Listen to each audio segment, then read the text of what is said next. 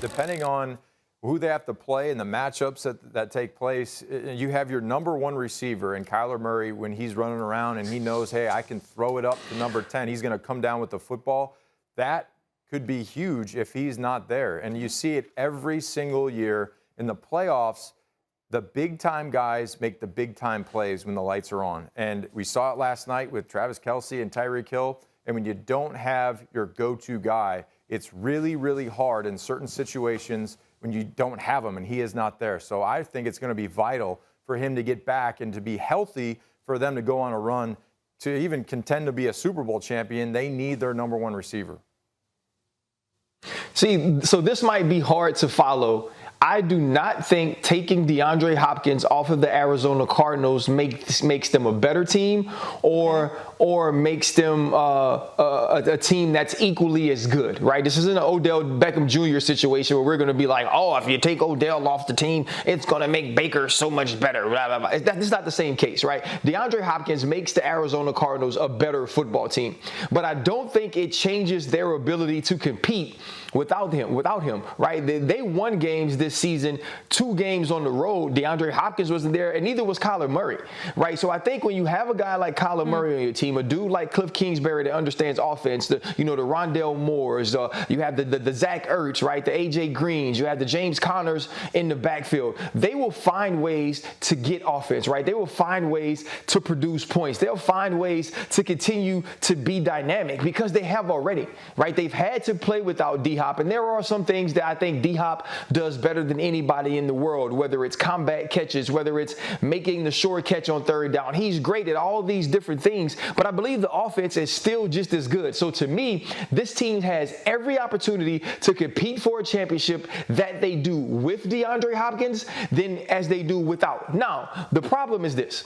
It's going to come down to a play where they're going to have to figure out a different place to go with the football.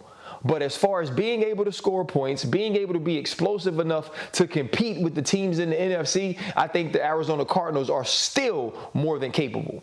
RC, I think you're accurate when you say they can compete, but my biggest problem is when you need one play. And when you're in the playoffs, I know you've been there, and even against us as the Patriots in the playoffs, we have had other teams have that one play that beats you with the go-to guy. Right. And I really think that Hopkins is the guy that if it's 3rd and long and there's some pressure and Kyler Murray gets out of the pocket, he's just going to throw it up. And he's one of those players that can just out-jump somebody and go and get it and come down with it. I mean, I think back to the Julio catch in the Super Bowl with the Atlanta Falcons where everyone thought it was basically a throw out of bounds. Yeah. And when he went up and levitated and caught that football, I was watching that play and I go, we are losing. We are losing because of that play. And it didn't work out. Right. They got sacked.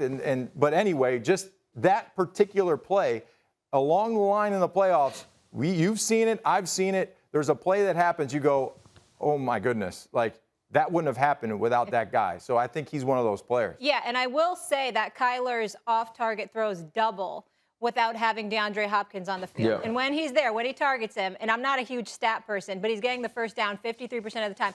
RC, when you made the point about, I know when Colt McCoy was in there and they've got a solid backup, I think he still won 3 games for them. I'm like, okay, RC's right. I'm going to rock with him. But who are they playing? See, that's the question for me. Yes, they could get it done, and I don't remember off the top of my head. I don't know if you do. I don't mean to put you on the spot, and who they beat.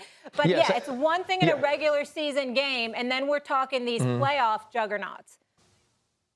Well, they won 2 division games on the road, Molly. I mean, obviously Seattle isn't what they've been in the past years, but they were able to beat Seattle. They also went on the road and they beat the San Francisco 49ers. Now, the one loss came against the Carolina Panthers, and that was that huge Cam Newton welcome back game, and they just lost purely by not having enough energy. And I'm not saying that if they didn't have Kyler Murray, they could compete, because I don't believe that they could. What I'm saying is this team has found ways to generate offense in some adverse situations, but they've also had to generate that offense before without DeAndre Hopkins. And so that means what we're doing during the week when we're game planning. That means the type of plays that we call. They've found ways to be good offensively without their best player.